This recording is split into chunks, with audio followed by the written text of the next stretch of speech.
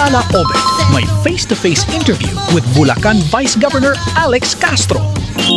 Mula sa mundo ng showbiz, bilang singer, actor at model, matagumpay niyang dinala ang kanyang talento sa larangan ng public service. Dating konsehal ng Marilao at miyembro ng Bulacan Provincial Board, ngayon ay nagsisilbi siyang Vice Governor ng lalawigan ng Bulacan sa ikatlong termino. Nasa kanya na yata ang lahat. Pero ano ito? May aaminin si Vice Gov Alex Castro sa Tula Last Touch. This time mga kaibigan, si Sunshine po, kasama siya ng kanyang grupo ay talaga umiikot talaga sa buong mundo. And going back to that question, totoo ba na hindi ka makatulog pag wala si Sunshine sa tabi? Pero pag hawak mo ang truth, no worries. All Last Touch will set you free. Maraming salamat po sa araw na to na nakasama namin sa aming panunumpa sa tungkulin ang gobernador, ang Vice Governor ng Bulacan na si Vice Governor Alex Castro. Thank you so much for your time, Mr. Vice Governor. Sa mga kaganapan po natin dito sa mundo ngayon, di ba? Of course, you're part of the industry, di ba? Ano sa palagay nyo na ikaw from the industry, entertainment industry, ay ito ngayon namumuno bilang pangalawang ama ng lalawigan ng ano? How do you feel na yung transition mo from showbiz to politics? Actually, yung transition hindi masyadong mahirap kasi mas nauna kasi ako sa public service bago ako nag-showbiz. I see. So, I was 16 years old nung ako po yung naging SK chairman ng barangay namin at naging SK president. So, counselor na ako nung time na yun dahil ex-officio counselor ako as SK president. And then, naging, nung 2007 naging counselor ako, yung regular counselor na. So 2007, so naging konsehal ako nun. Pumasok ako sa showbiz 2010 nung sumali ako ng singing contest. 2009 nung sumali ako ng singing contest sa GMA. Oo, kasi alam ko singer ka talaga bago mo pinasok ang acting, 'di ba? So hindi naman naging mahirap. Actually, parang bumalik lang din ako doon. Ito kasi yung ginagawa ko. Mas actually mas nahihirapan ako sa public service going to showbiz. Yeah. I heard you're almost 2 decades in politics now, no? In public service rather. Ano yung pagkakaiba noon sa ngayon? The way you run the office. Iba ngayon kasi nung nagsisimula ako way back 2002, iba yung dynamics ng public service, saka walang social media that time. So hindi pa masyadong yung pagka-vocal din ng mga tao, iba yung pagiging vocal ng mga tao ngayon. At kung paano din yung transition to pagbata ka dati, hindi ka masyadong hindi ka masyadong pinaniniwalaan to ngayong age na to na mas naghahanap ang mga tao ng mga batang, mga new breed, no, na mga public servant. So, dati kapag nung nangangampanya ako, sabi sa akin ng mga tao, parang inutusan ka lang ng nanay mo bumili na suka dahil bata ka. Ngayon, parang mas pinakikinggan na yung mga kabataan ngayon. At yung mga young leaders na katulad namin. At challenge din sa amin yun. So, yun. Ang kaibahan din nga, yung dati yung social media, wala. So, mas maraming nakikriticize ngayon. So, mas lalong may time na kailangan mong malaman kung ano yung news na totoo at yung fake news. Yes. Oo. So, at yung mga nambabash, kung totoo bang binabash ka o hindi, at mas lalo mong na-improve yung pagiging public servant mo kasi mas naririnig mo yung gusto ng tao kaysa sa parang gusto mo lang as ano yung gusto mong gawin kaysa dun sa dapat mong gawin na hinihingi ng mga tao. Biktima na rin po ba kayo ng fake news? Kapag may mga fake news, hindi mo pinapansin. Kasi, yung iba kasi, kaya lang nila ginagawa yan para magpapansin. Diba? So, kapag nakikita ko na parang may mga write-ups, kasi makikita mo naman kasi mga page kasi kilala ko na yung mga page na alam mong pang demolish lang yung gagawin eh. Parang, so, sa politics to so, parang puro negative na balita tungkol kay Go. Tapos, isasama ako, yung pangalan ko. Parang, for example, may kaso daw si Go, may kaso rin ako, nawala naman, yung mga ganun.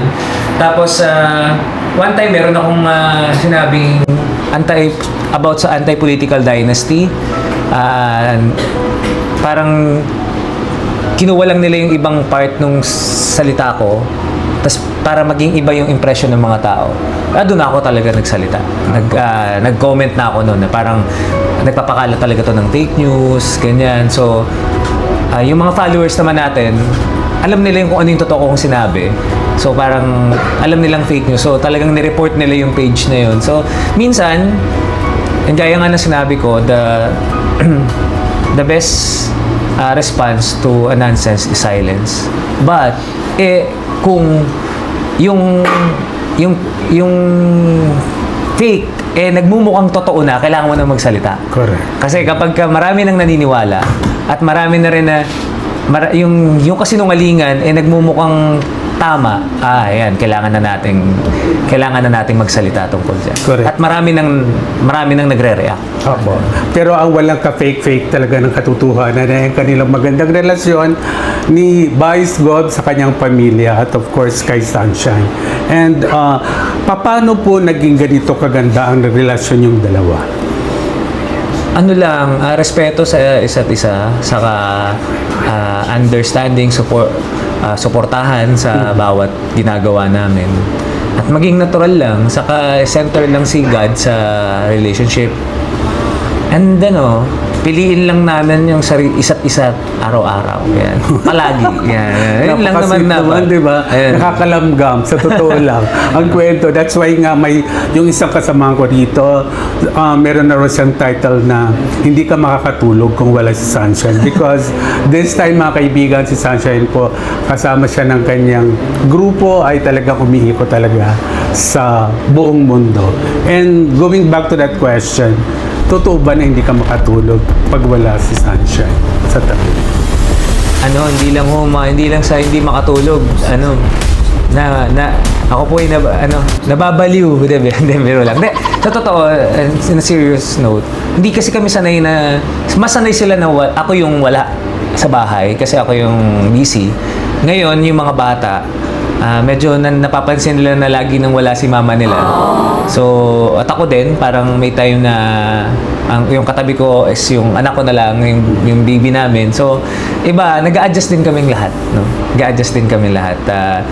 Kaya nga sabi ko sa kanya, at least meron kang work na ganyan at hindi naman lahat ng nasa industry nabigyan ng second chance.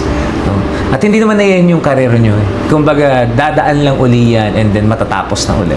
Babalik na uli kayo sa kanya-kanya ninyong buhay kasi may kanya-kanya silang buhay. So, kami naman, suporta lang sa kanya sa mga concerts and mga tour nila.